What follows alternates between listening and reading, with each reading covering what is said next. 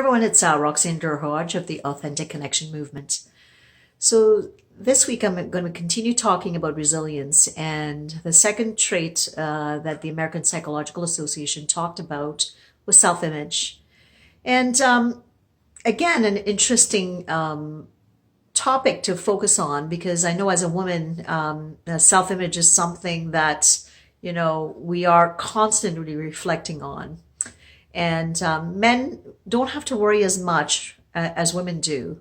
But oftentimes we are judged for what we look like, what suit we have on, how we did our hair, did we gain a couple pounds or not, those types of things. So where do we get those early messages about self-image? And I think, we can speak to all the things that we constantly see around us and what the influences that all our children are consistently getting, and the reinforcing messages that you may have gotten when you were really young. Starting when you were really young, and did it get reinforced into teenagehood or into adulthood? And do you perpetuate it by yourself, by some of the things that you might say to yourself when you look in the mirror?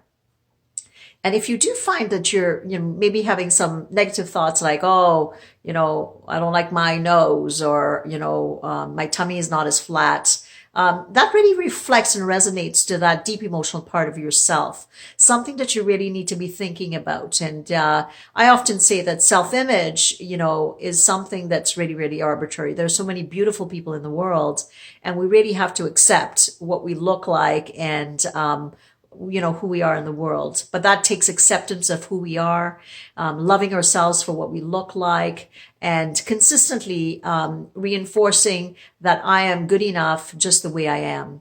That is hard, that said, as we compare and all the influences that we have. So I think it's really important to, when we look at resilience, is how am I protecting my self-image? And if I'm not, I can start with me. I can start by something gentle and accepting the flaws and the fact that, maybe, one side of my face might not be as equal as the other, or I'm not as tall or as, slender as I'd like to be, all those things. And keep in mind that the first line to taking care of yourself is to start with yourself. So look at your I messages. If you struggle with it, work on it. Say it out loud. Look in the mirror. Model someone that you like, where they project a positive self-image, and see how you feel. And fake it till you make it. Absolutely. Try it and see how you feel, because change begins with you. So again, it's in reference to resilience. Positive self-image is something, we all have flaws. Be kind and gentle. Like I often say when I coach people or I speak, the tenderness starts with us and it resonates from us. So again, hopefully this tip was a little bit helpful and reflective. And if you're needing anything further, my name's Roxanne Durhodge, and I'm with the Authentic Connection Movement, and you can reach me at roxannedurhodge.com. Thank you.